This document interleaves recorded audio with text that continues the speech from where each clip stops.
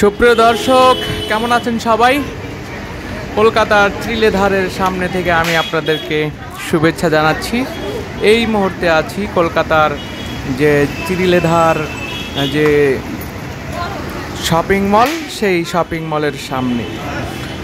বাঙালি, আমাদের বাংলাদেশি এমন কেউ নেই যারা কলকাতায় গিয়েছেন, যারা এই ইন্ডিয়াতে ঢুকেছেন কলকাতায়। মূলত তারা জানবেন, জেনে থাকবেন যে আসলে এই ত্রিলেধার কেমন, আর কতটা বেচা বিক্রি এখানে, কতটা মানসম্পন্ন জিনিস এই ত্রিলেধারে পাওয়া যায়। জুতা, ব্যাগ, বেল্ট, পার্স, এগুলো ভিতরের দৃশ্য যদি আমি আপনাদেরকে দেখাই, এখানে ক্রেতা, প্রচুর ক্রেতা। আমাদের বাংলাদেশের যে ভিসা প্রসেসিং বর্তমানে অনেকটা কম হওয়ার কারণে, যার কারণে লোক সংখ্যা অনেকটা কম। এখানে যত লোক দেখতে পাচ্ছেন তার 3 ভাগের 2 ভাগ যে কাস্টমার আমাদের বাংলাদেশি, সেই বাংলাদেশি কাস্টমার এখান থেকে কিনে থাকবেনই।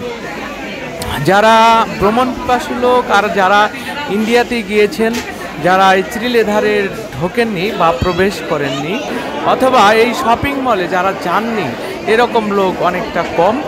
আমার জানা মতে যারাই কলকাতায় গিয়েছেন এবং যারা এই কলকাতায় গিয়ে নিউ মার্কেট অবস্থান করেছেন অথবা আশেপাশে থেকেছেন কলকাতার, তারা অবশ্যই আমি জানি এই ত্রিলেধারে আপনারা গিয়েছেন এবং গিয়ে থাকবেন। কতটা ভিড় এবং প্রচণ্ড বেচা বিক্রি, প্রচুর বেচা বিক্রি এই ত্রিলেধার শপিং মলে। ত্রিলেধার আসলে একটা ব্র্যান্ড। এখানে যে কতটা বেচা বিক্রি এবং এখানে যে চামড়ার যে ব্যাগ, বেল্ট, জুতা, কেডস, পার্স, এগুলো যে পাওয়া যায় তার নমুনা এখানে দেখতে পাচ্ছেন। এখানে আমি তো বলছি যে এখানে যে কাস্টমার দেখা যাচ্ছে, আমি আপনাদেরকে যেখানে দেখাচ্ছি যে কাস্টমারগুলো, আসলে এই কাস্টমারগুলো মূলত হলো 4 ভাগের 1 ভাগ। যদি বাংলাদেশের ভিসা প্রসেসিং রেগুলার থাকতো তাহলে দেখতে পারতেন এখানে লোকজনের কারণে হয়তো আমি ভিডিও করতে পারতাম না। এতটা ভিড় লেগে থাকে এখানে, এতটা বেচা বিক্রি হয়ে থাকে। প্রতিটা যে লোক, যে যারা চাকরি করে ত্রিলেধারে, তারা অবশ্য বসে থাকার মতো কোনো কায়দা নেই। প্রচুর বেচা বিক্রির এই দোকান। সেই দোকান থেকে আমি আপনাদেরকে দেখাচ্ছি, যারা এই ত্রিলেধারে কখনো আসবেন অথবা এসে থাকবেন, যদি আসেন তাহলে দেখতে পারবেন যে এই ত্রিলেধারের অবস্থা। এখানে প্রোডাক্ট সেল এবং যে ক্রেতা দর্শনার্থীর যে ভিড়, তা আপনারা নিজের চোখে দেখে যেতে পারবেন। আমি অনেকবারই এসেছি, যেহেতু আমার ইন্ডিয়ান অভিজ্ঞতা অনেকবারই আমি এই ইন্ডিয়াতে এসেছি, কলকাতাতে এসেছি, সেহেতু আমি জানি ত্রিলেধারের যে বেচা বিক্রি এবং যে কাস্টমার উপচে পড়া ভিড়, সেই উপচে পড়া ভিড় আমি পূর্বেও দেখেছি। আজকে সেই হিসাবে উপচে পড়া ভিড় নেই, অনেকটা কম ক্রেতা এখানে উপস্থিত আছে। তো আপনারা যদিও এখানে কেনাকাটা করতে আসেন অথবা যদি কলকাতাতে কখনো আসেন, তাহলে এই ত্রিলেধার একবার এসে দেখে যাবেন। আসলে গল্প না সত্যি?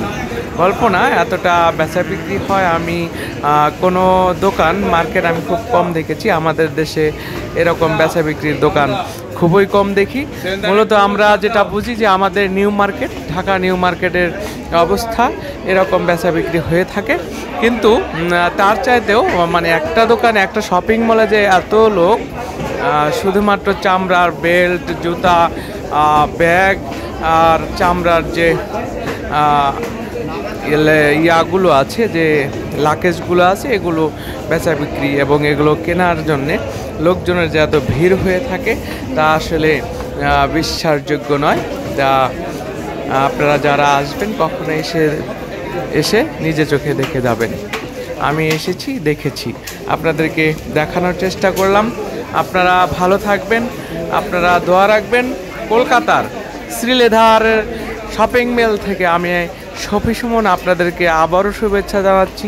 আপনারা সাথেই থাকবেন, নতুন ভিডিও যেন আমি আপনাদেরকে উপহার দিতে পারি। সে পর্যন্ত আপনারা সুস্থ থাকবেন, ভালো থাকবেন, দোয়া রাখবেন।